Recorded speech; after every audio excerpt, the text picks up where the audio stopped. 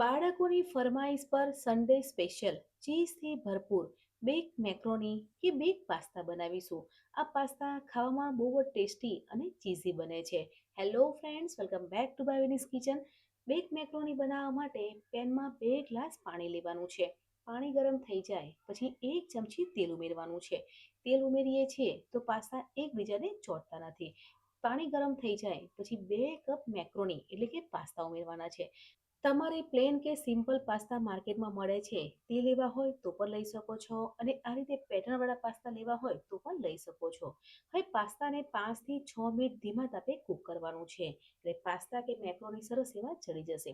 એ pasta ચડી ગયા છે તો સ્ટ્રેનર પર લઈ લેવાના છે અને ઉપરથી ઠંડુ પાણી ઉમેરવાનું છે, એટલે પાસ્તાની કુકિંગ પ્રોસેસ છે તે સ્ટોપ થઈ જશે. તો ઠંડુ પાણી ઉમેરી અને ઠંડા કરવા મૂકવાના છે. હવે પેનમાં બટર ઉમેરવાનું છે, તમે તેલ પણ લઈ શકો છો. બટર મેલ્ટ થઈ જાય પછી ડુંગળી અને લસણ ઉમેરવાનું છે, અને લસણ ડુંગળી સોફ્ટ થાય ત્યાં સુધી સાતળવાનું છે. તમારે ડુંગળી અને લસણ ના ઉમેરવું હોય તો સ્કીપ કરી શકો છો, પણ ફ્રેન્ડ્સ, લસણ અને ડુંગળીની ફ્લેવર પાસ્તામાં બહુ જ સરસ લાગે છે. હવે 2 ચમચી મેંદો ઉમેરી લઈશું અને ધીમા તાપે શેકી લઈશું, એટલે સોસ છે તે થીક બનશે. એટલે મેંદો વધારે નથી ઉમેરવાનો, 2 ચમચી જ મેંદો ઉમેરવાનો છે અને ધીમા તાપે શેકી લઈશું. એ મેંદો સરસ એવો શેકાઈ ગયો છે તો અડધો કપ દૂધ ઉમેરવાનું છે. દૂધ ઉમેરીએ છીએ તો સોસ થીક અને ઘટ બને છે, પણ દૂધ એક સાથે નથી ઉમેરવાનું. પહેલા થોડું દૂધ ઉમેરવાનું છે અને મિક્સ કરવાનું છે, પછી થોડું દૂધ ઉમેરવાનું છે. એ રીતે વ્હાઈટ સોસ બનાવવાનો છે. તો એ વ્હાઈટ સોસ બનીને તૈયાર થઈ ગયો છે, અને સોસ છે તે આ રીતનું થીક રાખવાનો છે. સ્વાદ પ્રમાણે મીઠું ઉમેરવાનું છે, 1 ચમચી ઓરેગાનો ઉમેરવાનું છે અને પીઝા હબ્સ ઉમેરવાના છે. ઓરેગાનોની ફ્લેવર પાસ્તામાં બહુ જ સરસ લાગે છે. તમારે ચીલી ફ્લેક્સ ઉમેરવા હોય તો પણ ઉમેરી શકો છો. મિક્સ હબ ઉમેરી સાઈડે મિક્સ કરવાનું છે. ફ્રેન્ડ્સ, આજે આપણે ચીઝી પાસ્તા બનાવીએ છીએ, એટલે મોરેલા ચીઝ ઉમેરવાની છે. ચીઝ ઉમેરીએ છીએ તો પાસ્તા એકદમ ચીઝી અને ક્રીમી બને છે. અહીં આપણે મોરેલા ચીઝ ઉમેરીએ છીએ અને ચીઝ ઉમેરતાની સાથે તમે જોઈ શકો છો એકદમ ક્રીમી સોસ બની ગયો છે. તો એ વ્હાઈટ સોસ પરફેક્ટ બનીને તૈયાર થઈ ગયો છે. હવે આપણે પાસ્તા બોઇલ કરીને રાખ્યા છે તે પાસ્તા પેનમાં ઉમેરવાના છે અને મિક્સ કરવાનું છે. તમને વ્હાઈટ સોસ થીક લાગતો હોય તો થોડો પતલો પણ રાખી શકો છો, પણ 2 કપ પાસ્તા લીધા છે એટલે આ રીતે સોસ રાખવાનો છે અને સાથે મિક્સ કરવાનું છે. અને તમે જોઈ શકો છો કે મોરેલા ચીઝ ઉમેરીએ છીએ ને એકદમ ચીઝી અને ક્રીમી પાસ્તા બનીને તૈયાર થાય છે. તો પાસ્તા છે તે આ રીતના રાખવાના છે. તો પરફેક્ટ વ્હાઈટ પાસ્તા બનીને તૈયાર થઈ ગયા છે. પણ ફ્રેન્ડ્સ, આજે આપણે બેક પાસ્તા કે બેક મેક્રોની બનાવીએ છીએ. તો એ પાસ્તા બનીને તૈયાર થઈ ગયા છે તો ગેસ બંધ કરી લઈશું. હવે બેકિંગ ટ્રે લેવાની છે અને બેકિંગ ટ્રેની ઉપર પાસ્તાનું લેયર કરવાનું છે. લેયર થોડું પતલું કરવાનું છે. હવે તેની ઉપર ચીઝ સ્પ્રિંકલ કરવાની છે. ચીઝ મોરેલા ચીઝ જ લેવાની છે. તમારે ચીઝ સ્લાઇડ્સ ઉમેરવી હોય તો પણ ઉમેરી શકો છો, અને ચીઝના ક્યુબ ઉમેરવા હોય તો પણ ઉમેરી શકો છો.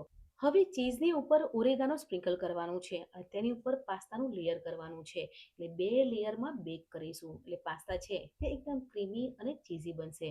પહેલા આપણે એક લેયર કર્યું, તેની ઉપર ચીઝ સ્પ્રિંકલ કરી છે, અને બીજું લેયર કરવાનું છે અને તેની ઉપર ચીઝ સ્પ્રિંકલ કરી લઈશું, અને મોરેલા ચીઝ સ્પ્રિંકલ કરવાની છે. તેનાથી પાસ્તા છે તે એકદમ ક્રીમી લાગશે.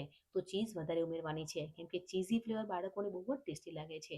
ચીઝની ઉપર ઓરેગાનો અને ચીલી ફ્લેક્સ સ્પ્રિંકલ કરવાના છે અને પાસ્તાને બેક કરવા મૂકવાનું છે. એ પાસ્તા 4 થી 5 મિનિટ બેક કરી લઈશું, એટલે ચીઝ છે તે સરસ એવી બેક થઈ જશે.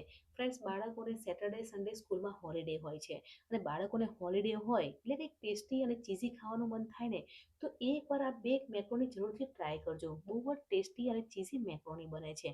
તો એ મેક્રોની કે પાસ્તા બેક થઈ ગયા છે ને તમે જોઈ શકો છો કે ચીઝ છે તે સરસ એવી બેક થઈ ગઈ છે અને મેલ્ટ થઈ ગઈ છે. હું તમને કટ કરીને પણ બતાવીશ કે આજે મેં બેક પાસ્તા બનાવ્યા છે તે એકદમ ક્રીમી અને ચીઝી બન્યા છે. કેમ કે પાસ્તામાં મેં મોરેલા ચીઝ ઉમેરી છે. મોરેલા ચીઝ ઉમેરીએ છીએ તો પાસ્તા કે મેક્રોની એકદમ ચીઝી અને ક્રીમી બને છે. હું તમને કટ કરીને બતાવીશ કે આજે મેં બેક પાસ્તા બનાવ્યા છે તે પાસ્તા એકદમ ક્રીમી અને ચીઝી બન્યા છે. ફ્રેન્ડ્સ, બાળકોને કંઈક ચીઝી કે ક્રીમી ખાવાનું મન થાય ને તો એકવાર જરૂરથી ટ્રાય કરજો. અને બાળકોને સેટરડે સન્ડે સ્કૂલમાં હોલિડે હોય અને બાળકોને ચીઝવાળું ખાવું હોય ને તો જરૂરથી ટ્રાય કરજો. બહુ જ ટેસ્ટી અને ક્રીમી પાસ્તા બને છે. અને હા ફ્રેન્ડ્સ, તમને મારી પાસ્તાની રેસીપી કેવી લાગી કમેન્ટમાં જરૂરથી જણાવજો, અને મારી રેસીપી ટ્રાય કરો છો કે નહીં, અને રેસીપી ક્યાં ક્યાંથી જુઓ છો તે પણ કમેન્ટ કરજો, એટલે મને પણ આઈડિયા આવે કે મારા વ્યુઅર્સ મારી રેસીપી ક્યાંથી જુએ છે. તો પાસ્તાની ઉપર મોરેલા ચીઝ સ્પ્રિંકલ કરવાની છે, ઉપરથી ઓરેગાનો સ્પ્રિંકલ કરી લઈશું અને ગરમા ગરમ પાસ્તાને સર્વિંગ બાઉલમાં સર્વ કરીશું. કેવી લાગી રેસીપી કમેન્ટ જરૂરથી કરજો. મળીએ છીએ નવી રેસીપી સાથે. બાય.